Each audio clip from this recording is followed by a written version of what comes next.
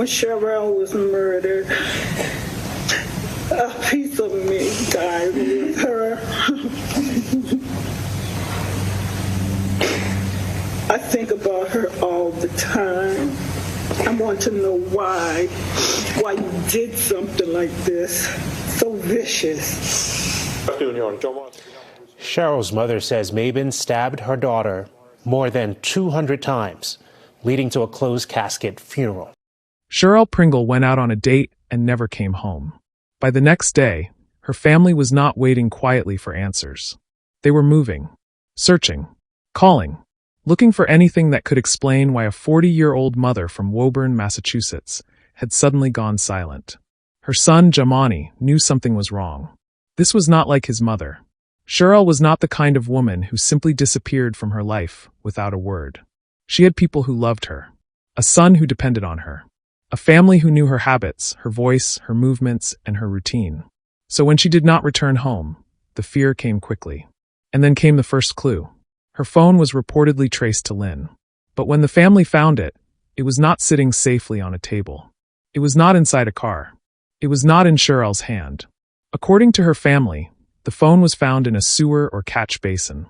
That one detail changed everything.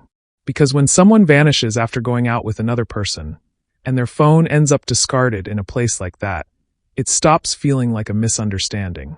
It stops feeling like someone just needed space. It starts feeling like someone is trying to make sure they cannot call, cannot answer, cannot be found. Still, Sherell's family kept searching. Her mother, Pearl Garner, was living through the kind of fear no parent should ever know. Her son Jamani was pushing for answers, trying to make sense of why the man last known to be with his mother was not standing beside the family, helping them find her. That man was Bruce Mabin. If you were the last person with someone who is now missing, why wouldn't you be the first person helping? Why wouldn't you be calling police? Why wouldn't you be searching? Why wouldn't you be trying to bring her home? But while those questions grew louder, Sherell's family did what families do when love refuses to sit still. They got in cars. They followed whatever clues they had. They searched roads. They listened to instinct. They held on to hope, even as every new sign made that hope harder to carry. Then, along Route 107 in Saugus, near a marshy area off the road, they noticed something. A purse. Not a body at first. A purse. A small object that could have been missed by someone driving past too quickly. But to a family searching for a missing woman, it meant everything. But the discovery was only the beginning. Because soon there would be questions. Why was Bruce Mabin first arrested on charges like larceny, tampering with evidence, and obstruction, but not immediately charged with murder? What did investigators still need to prove? What did Sherell allegedly tell a friend before she died? And why would prosecutors later say she had been ready to end the relationship after something frightening had already happened? Before we continue, welcome back to Dark Trace Crime Stories, where every crime leaves a shadow. If you're new here, please subscribe, turn on the notification bell, and tell me in the comments where you're watching from, and if you've ever seen a family fight this hard for answers when someone they loved disappeared. Because this case begins with one question no family should ever have to ask. Where's Sherell? And by the time the truth began coming out, the story of Sherell Pringle would become more than a missing person case. It would become a story about a mother who went out one night, a family that refused to stop looking, and a trail of questions that all seemed to unimaginable grief when family members learn that a body found in Saugus is likely the body of missing Woburn mother Sherell Pringle. Yeah.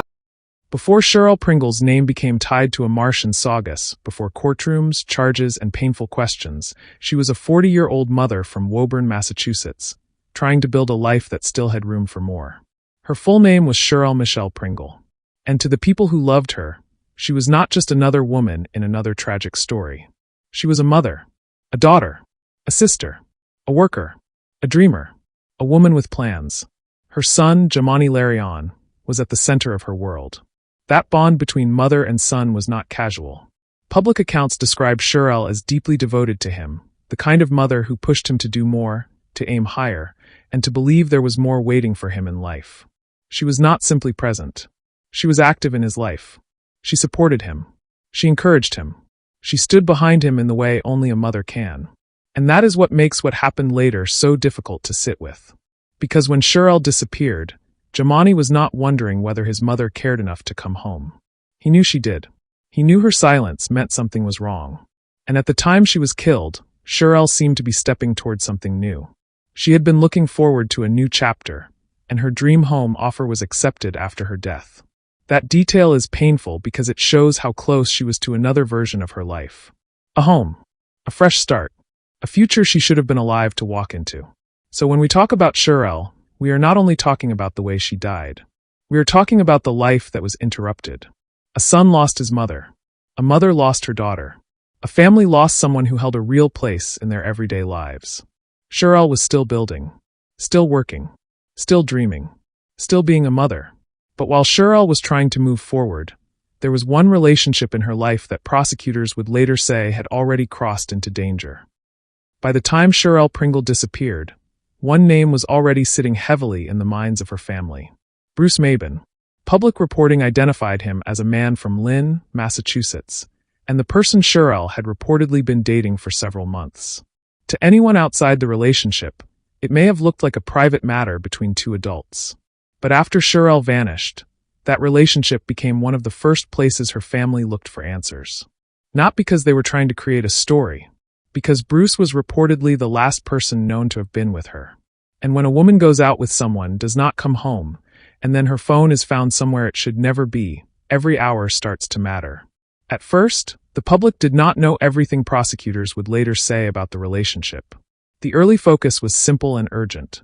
Sherell had gone out, she was missing, and the person believed to have been with her was not giving the family the kind of answers they desperately needed. For Jamani, Sherell's son, that silence was difficult to accept. He knew his mother. He knew this was not normal. And he could not understand why the man last known to be with her was not showing the same urgency as the people who loved her most. Because in a moment like that, families do not think in legal terms first. They think in fear. They think in possibilities. They think about the final call that never came, the door that never opened, the text message that never arrived, and the mother who should have returned home but didn't. As the case moved forward, later court-related reporting added another layer to what Sherell may have been facing before that final night. According to public reporting that cited a pretrial motion, prosecutors later suggested that Sherell was upset with Bruce Mabin and was planning to end the relationship. That detail matters because it changed how the final date would later be viewed. It was not just a night out. It was now being looked at against the background of a relationship that prosecutors said had already reached a frightening point. The most important detail came from what Sherell had allegedly told someone close to her. Public reporting says Sherell had texted a friend shortly before her death, saying she was done with Mabin. And according to that same reporting, the reason was disturbing. Mabin had allegedly broken into her home and threatened her with a knife after an argument. That was not a small disagreement. That was not ordinary relationship tension. If proven, forced entry and a threat involving a weapon would mean Sherell was dealing with something far more serious than a breakup conversation. It would mean she may have already seen a side of him that made her want out. And still, on Saturday, December 18, 2021, Sherell went out with him. That is one of the hardest parts of this case to process. Because from the outside, people often ask why someone would meet with a person they were afraid of. But real life is rarely that simple. Relationships can be complicated. People try to manage tension. They try to calm things down. They try to end things without making the situation worse. Sometimes they believe one more conversation will close the door. But by the end of that weekend, Sherell would not come home. The defense would later push back against the prosecution's theory. Mabin's attorneys argued that prosecutors had not proven he knew Sherell wanted to end the relationship, or that he would have reacted violently if he had known. That is how these cases often unfold in court. The family carries what they believe in their bones. The prosecution has to prove what happened through evidence.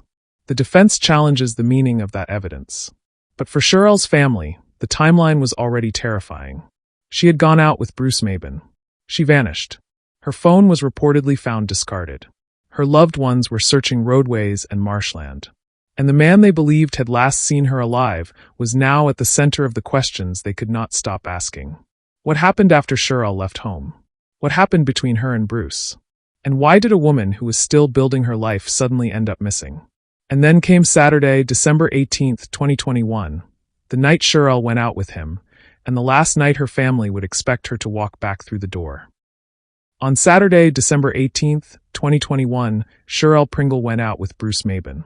To anyone watching from the outside, it may have looked like an ordinary night. A woman leaving home. A date. A few hours away from the routine of work, family, and everything waiting for her back in Woburn. But Sherell did not come home. And that silence became the first alarm. At first, there may have been room for explanations. Maybe she was delayed. Maybe her phone battery had died. Maybe she would call back soon. Families try to hold on to those possibilities at the beginning, because the alternative is too heavy to accept all at once. But as the hours passed, the fear became harder to push away. By Sunday evening, December 19th, he had already taken action. He filed a missing person report with Lynn Police at 5:55 p.m. Later that same evening at 7:46 p.m., he went to the Woburn Police Department too. That detail matters, because Jamani was not waiting around hoping the fear would disappear on its own. He was moving from one police department to another, trying to make sure someone understood the urgency. His mother had gone out. She had not returned. And the man she had reportedly gone out with was Bruce Mabin, the same man her family would soon begin asking serious questions about. At home, the absence must have felt loud. Sherell's place in her family was too real for her silence to feel casual. This was not just a missed call. This was not just someone being unreachable for a few hours. This was a break in the everyday pattern of a woman who had a son, a family, responsibilities, and a life she was still building. Then the search moved beyond worry. The family began looking for anything that could point them toward Sherell.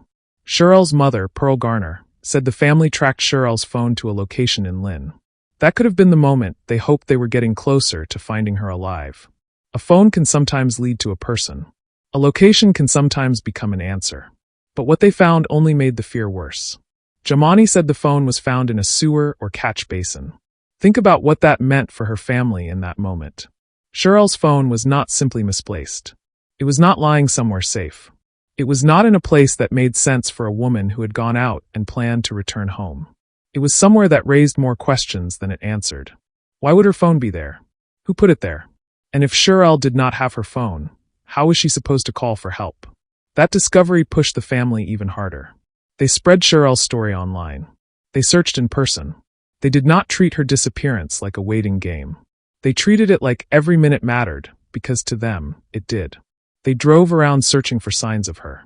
They followed pieces of information, instinct, and fear. Every road could have meant nothing. Every turn could have led nowhere. But they kept going because Sherell was not just a missing woman in a report. She was their daughter. She was Jamani's mother. She was Pearl Garner's child. And when someone like that disappears, the family does not think about sleep. They do not think about comfort. They think about finding her. At this point in the story, I want to ask you, if someone you loved vanished after going out with one person, and that person was not helping the family search, what would you think? Tell me in the comments. Because that question was sitting right in the middle of this case. Bruce Mabin was reportedly the last person known to be with Sherell. And Jamani would later say that if someone is the last person with a missing person, that person should be the first to help, the first to contact police, the first to be present. But according to Jamani, that was not what the family saw. So while the official process was still moving, Sherell's family kept searching with their own hands, their own cars, and their own fear. They were not trained detectives. They were not supposed to be the ones doing this.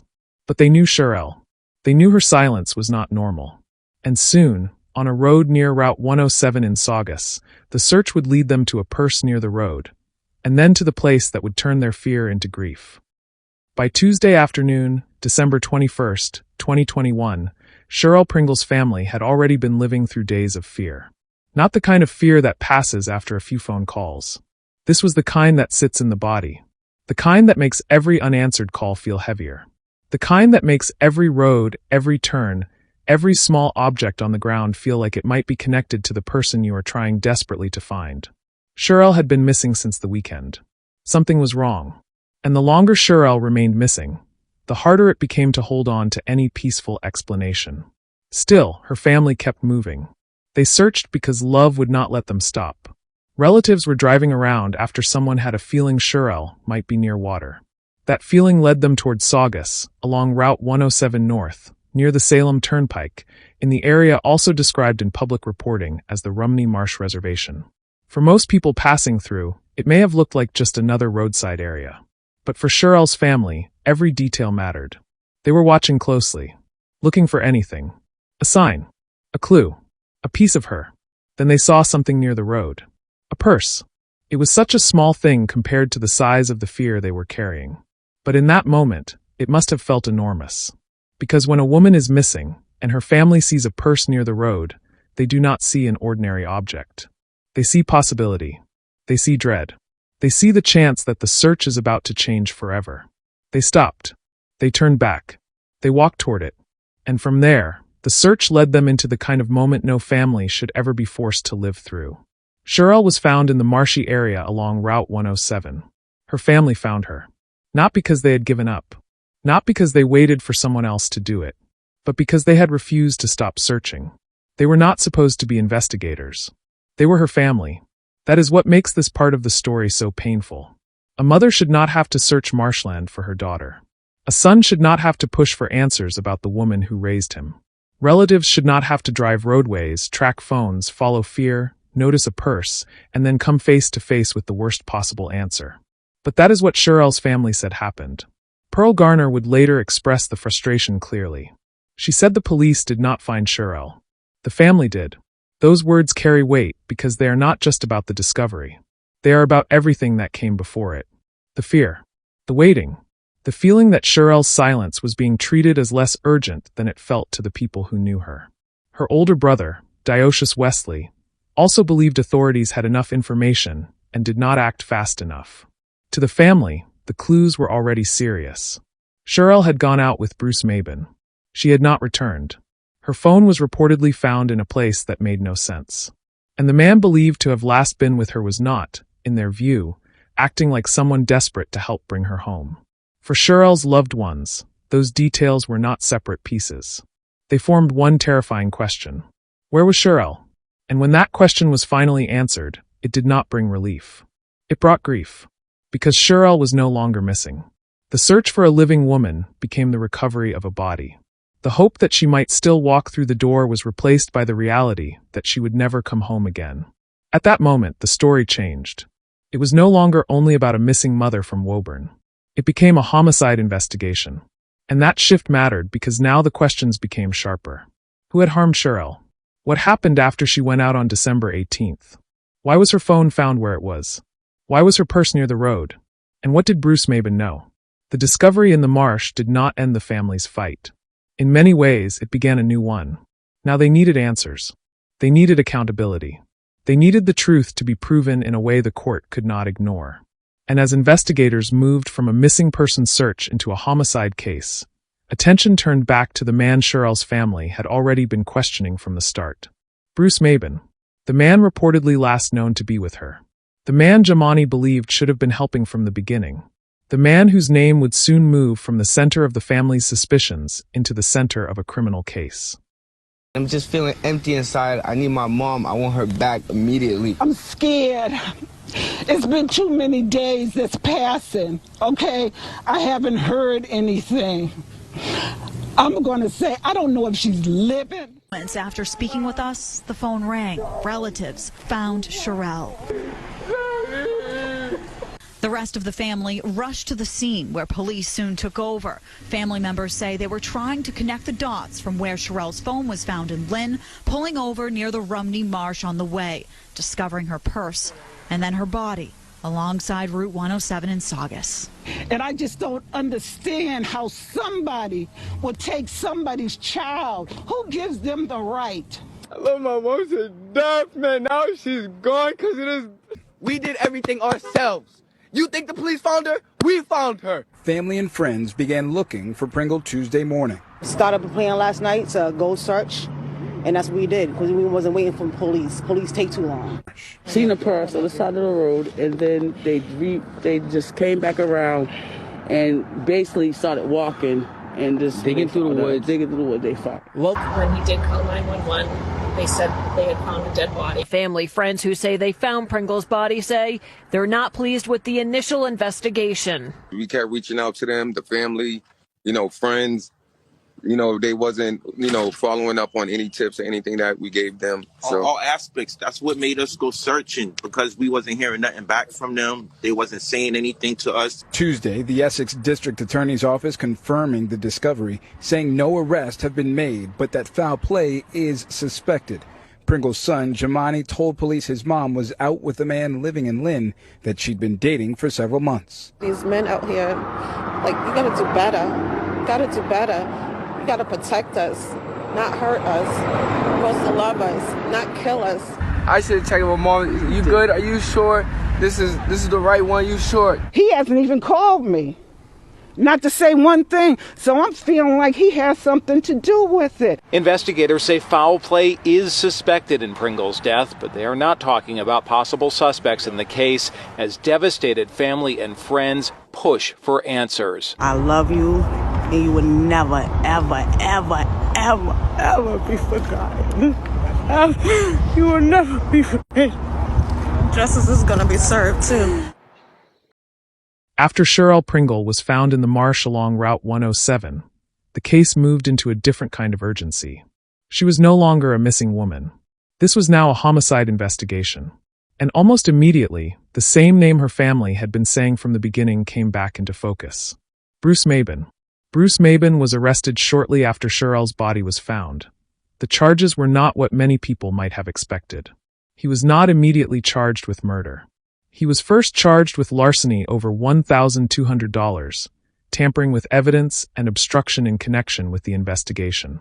And that is the part that would make any viewer stop and ask the same questions Sherell's family was already asking. Why not murder? What did authorities know at that point? What were they still trying to prove? What evidence did they have, and what evidence were they still waiting for? Because to the family, the situation already felt painfully clear. Sherell had gone out with Bruce. She did not come home. Her phone was reportedly found in a sewer or catch basin. Her purse was later seen near the road. Her family found her body in the marsh. And Bruce was the man they believed had last been with her. But the court process does not move only on what a family believes, no matter how strong that belief may be. It has to move on evidence. That does not make the waiting easier. It does not make the first charges less painful to hear. It does not take away the anger of a family who felt they had already been pointing toward the same person from the beginning. For Sherell's loved ones, this was not just about a suspect being arrested.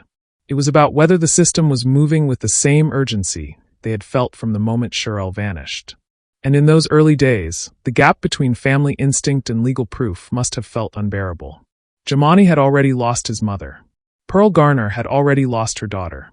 Their family had already done what no family should be forced to do: search until they found Sherell themselves. Now they had to watch the legal process begin slowly, piece by piece, charge by charge, while the biggest question still stood in the middle of the room.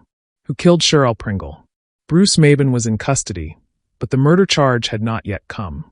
So the family waited. The public watched. And investigators continued working through whatever evidence they believed could support the charge that everyone knew would change the case completely. But the case did not stay there. As investigators continued building the evidence, the charge changed, and the courtroom battle began. In the first days after Sherell Pringle was found, Bruce Mabin was already in custody. He had been arrested on charges connected to the investigation, including larceny over $1,200, tampering with evidence, and obstruction. For the public, those charges may have sounded serious. But for Sherell's family, they did not answer the biggest question: who killed her? Because to them, the story had always pointed back to the same place. But suspicion and proof are not the same thing in court. That is the painful space families often have to live inside. They may feel the truth early. They may see the pattern before everyone else. They may know deep down that something is wrong. But the justice system still has to build a case strong enough to stand before a judge, a defense attorney, and eventually a jury. So Sherell's family had to wait. They had already searched for her. They had already found her. Now they had to wait for the law to catch up to what they believed from the beginning. In early January 2022, Mabin was charged with murder. That changed everything. The case was no longer only about evidence tampering, obstruction, or property-related allegations. Now the state was accusing Bruce Mabin of killing Sherell Pringle. For her family, the murder charge did not bring Sherell back. It did not undo the Marsh. It did not erase the image of the purse near the road. It did not take away Jamani's grief or Pearl Garner's pain. But it did mean the case had moved into the fight they had been waiting for. The fight to prove who took Sherell's life. At first, the case was handled in Lynn District Court. But as the matter developed, it later moved forward after indictment and proceeded in Essex County Superior Court. That movement mattered because it showed the case was growing beyond the first stage. The legal process was no longer only beginning. It was being prepared for the kind of courtroom battle that would decide whether Mabon would be held responsible for Sherell's death. And that battle would not be simple. Public reporting later showed that Mabon's defense challenged part of the prosecution's theory. His attorneys argued that prosecutors had not proven he knew Sherell wanted to end the relationship, or that he would have reacted violently if he had known. That defense position mattered, because the prosecution was not only trying to show that Sherell was killed. They had to prove who killed her, how the evidence connected to that person, and why the jury should find him guilty under the law. For Sherell's family, it may have felt obvious from the beginning. For the court, it had to be proven step by step. That is the hard divide in cases like this. A family can know the weight of someone's silence. They can feel the meaning of a missing phone. They can understand why a missing mother not coming home is an emergency before anyone else does. But a jury cannot convict on fear. A jury cannot convict on grief. A jury has to be shown evidence. So the case moved forward slowly, painfully, and publicly. Sherell's loved ones had already survived the search. Now they had to survive the trial process. And years after Sherell disappeared, the question that began on the night she failed to come home would finally be placed before a jury. Did Bruce Mabon murder Sherell Pringle? Nearly 4 years passed between the day Sherell Pringle was found in the Marsh and the day a jury finally reached a verdict. 4 years is a long time for a case file. But for a grieving family, it is even longer. It is birthdays without her. Holidays without her. Ordinary days where her son still has to live with the fact that his mother is gone. It is Pearl Garner carrying the pain of losing a daughter, while also waiting for the court to decide whether the man accused of taking Sherell's life would be held responsible. By the time the trial arrived, Sherell's story had already been through several stages. First, she was missing. Then she was found. Then Bruce Mabon was arrested on initial charges connected to the investigation. Then, in early January 2022, he was charged with murder. Now, years later, everything came down to what could be proven in court. The jury was not there to decide whether Sherell's family loved her. That was already clear. They were not there to decide whether her disappearance had been terrifying. That was obvious. They were there to decide whether the evidence proved, beyond a reasonable doubt, that Bruce Mabon murdered Sherell Pringle. And the prosecution's case did not exist in a vacuum. Sherell was not just a woman who vanished after a random outing. According to the prosecution's position, she was a woman who may have already been trying to separate herself from a relationship that had become dangerous. But the defense pushed back. And Sherell's family had to sit through it, hearing their loved one's final days discussed in legal language, motions, arguments, and testimony. By the time the full horror of what happened to Sherell was discussed publicly, her family said she had been stabbed more than 200 times. That detail is difficult to hear. But it also explains why this case carried such emotional force. This was not only the loss of a woman's life. It was the violent destruction of a mother, a daughter, and a woman who had been trying to move into a new chapter. Still, the trial could not be decided by emotion alone. The jury had to weigh the evidence. They had to listen. They had to consider the prosecution's case and the defense response. And then, after years of waiting, the decision came. On Monday, November 3, 2025, a jury found Bruce Mabon guilty of first-degree murder in the death of Sherell Pringle. For Sherell's family, the verdict did not heal the wound. It did not bring her home. It did not give Jamani back the mother who raised him.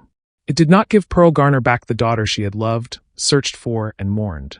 But it did give the court's answer to the question that had followed this case from the beginning.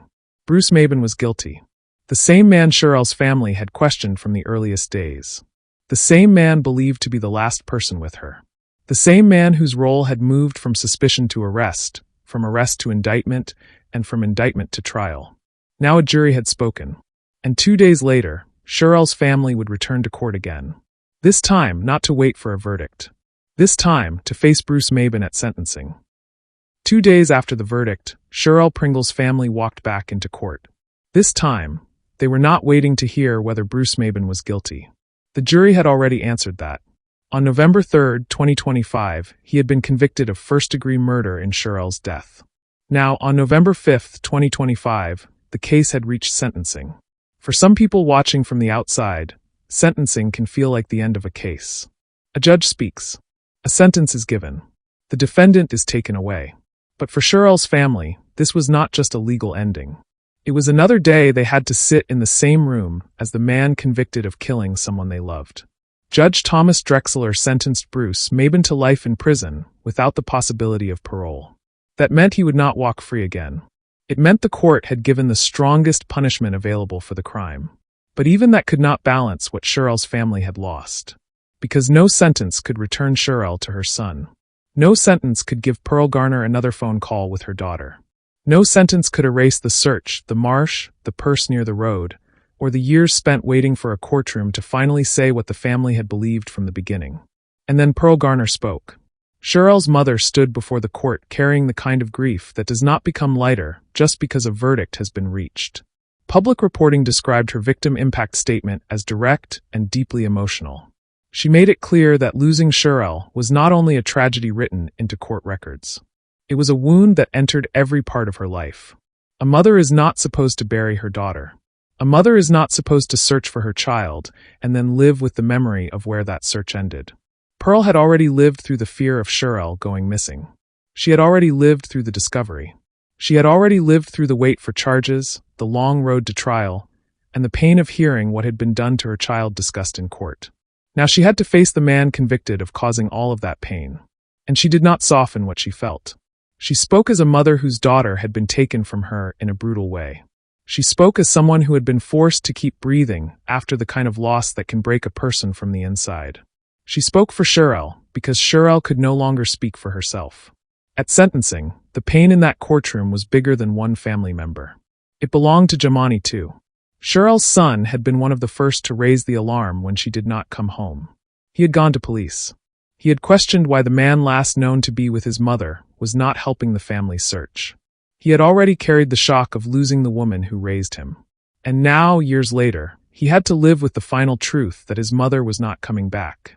For Jamani, this was not just the loss of a parent. It was the loss of daily love. The loss of guidance. The loss of the person who pushed him to do better, who stood behind him, who had been described as the foundation of his life. That is the part no courtroom can fully repair. The law can punish. The law can sentence. The law can write a final judgment.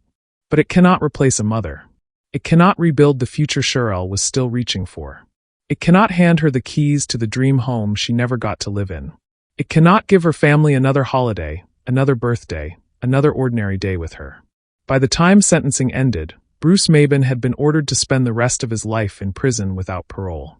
The case had reached a legal conclusion. But Sherell's family was left with the life sentence that grief gives to the people left behind. Finally, they had watched the man convicted of killing Sherell receive his sentence. But justice, even when it comes, does not undo the loss. It only confirms that the person taken mattered enough for the truth to be named in court. And for Sherell Pringle's family, that truth had a name. Sherell was not a headline. She was their daughter. She was Jamani's mother. And she was loved. You just came and you just destroyed somebody's family like it was nothing.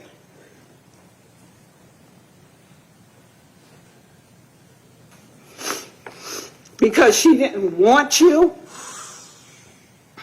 You wasn't good enough for her. That's why. You're scum. You're just scum. That's all you are. You're just scum. I don't even feel sorry for you. You'll get what you deserve. Who does a woman like that? Sherell Pringle's story did not begin in a marsh. And it should not end in a courtroom. Because long before her name was spoken in legal arguments, long before Bruce Maben was sentenced, long before her family had to sit through years of grief and court dates, Sherell was living a real life. She was a woman with plans. She worked. She traveled. She took pictures. She spent time with family. She raised a son who knew her well enough to understand that her silence was not normal. That is one of the strongest parts of this case. They searched. They followed what little they had. They tracked her phone. They shared her story. They drove through fear. They noticed what others could have missed.